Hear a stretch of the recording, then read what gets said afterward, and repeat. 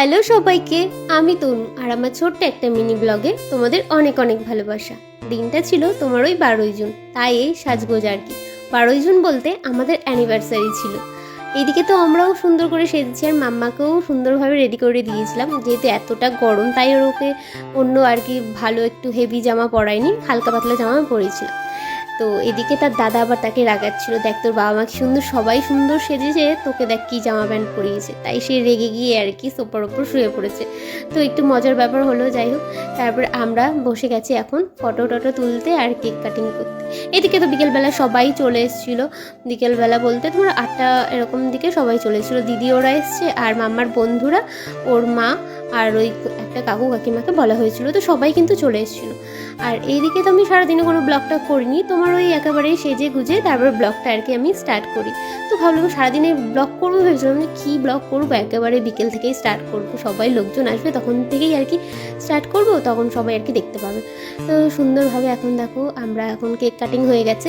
তো এখন একে অপরকে আমরা দুজন কেক খাইয়ে দিচ্ছি। বিকেলবেলার দিকে সৌরভ বেরিয়ে গেছিলো তোমার এই কেকটা আনতে, আর সঙ্গে করে এনেছিল আমার জন্য খোপায় দেওয়ার জন্য আর কি জুঁই ফুলের মালা। প্রতিবারই আমার জন্য জুঁই ফুলের মালা আনে, আমি তো সুন্দরভাবে যখন রেডি সেডি হই তো খোপায় আর কি একটা জুঁই ফুলের মালা দিই। তো তোমরা আর কি বলো আমাদের এই অ্যানিভার্সারি লুকটা আমাদের কেমন লাগছে দেখতে। আর এদিকে যখন কেকটা কাটছিলাম তাকে তো সমানেই ডেকে যাচ্ছিলাম যে মাম্মা আসো আমাদের সাথে কেক কাটবে। তো তাকে এতবার বললাম, সে তো আসলোই না। তার কারণ হচ্ছে তার পাকন টকন বন্ধুকে দেখেছে, সে এখন তাদের সাথেই থাকবে, আমাদের কাছে এখন সে আসবে না। তার সাথে ছবিও তুলতে পারিনি জানো। আর এইদিকে সৌরভটার সাথে যখন ছবি ভিডিও তুলছিলাম, ও তো একবার এই দিক তাকাচ্ছে, এর সাথে গল্প করছে, ওর সাথে গল্প করছে, মানে ওর সাথে মানে ভিডিও ফটো তুলতে যাওয়া মানে এক প্রকার যুদ্ধ করা, মানে মাম্মার মতো আর কি। মাম্মার সাথেও যেরকম আমার অবস্থা, ওর সাথেও সেম একই আমার অবস্থা।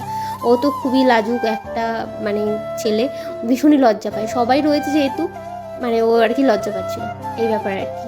তো এইদিকে আমাকে আবার একটু খাই দিচ্ছিলো। প্রথমে তো খাওয়ানো হয়ে গেছে, তো আমি একটা ভিডিও বানানোর জন্য বললাম যে আবার একটু খাই দাও আমাকে, তাই আর কি এই কেক খাওয়া খাইয়ের পালা। আমাদের কেক কাটাকুটি হয়ে যাওয়ার পর তারপরে মা সবাইকে কেক কেটে দিচ্ছিল। আর এইদিকে যেটুকু ফোম পেতেছিল পাকন টকনের মাথায় আর মাম্মার মাথায় স্প্রে করা হচ্ছিল, ওরা তো ভীষণই আনন্দ পাচ্ছিল। আর আমি এত সুন্দর সেজেছি, সাজটা আমার খুলতে ইচ্ছা করছিল না, ভাবলাম যে একটা টুক করে একটা ফানি ভিডিও বানিয়ে।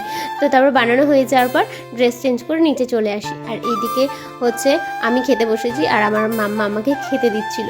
আর এইদিকে আমাদের যেহেতু অ্যানিভার্সারি ছিল, 10-15 জনের মতো লোক আর কি নিমন্ত্রণ করা হয়েছিল। তো এবারটা আর বাড়িতে আর কি তোমার রান্নাবান্নার ঝামেলাটা রাখিনি, তোমার ওই ক্যাটারিংকেই আর কি দেওয়া হয়েছিল রান্নার দায়িত্বটা। তো তারপরে আর কি খাবার দাবার দিয়েছে, রান্নাবান্না হয়ে যাওয়ার পরে বিকেলের দিকেই আর কি চলে আসে। দিদিরা যখন এসেছিলো তখনই নিয়ে আসে দিদিরা। আর এদিকে তোমার হয়েছিল মিক্সড ফ্রাইড রাইস, চিকেন কষা আর তোমার ডিমের ডেভিল আর হচ্ছে স্যালাড ছিল। তো এইগুলোই আর কি ছিল। তো খাবারটা খেতে কিন্তু ভালোই হয়েছিল। আর আমার ব্লগটা আজকের মতো এই পর্যন্তই ছিল। আর তোমাদের কেমন লাগলো অবশ্যই কিন্তু কমেন্ট করে জানিও।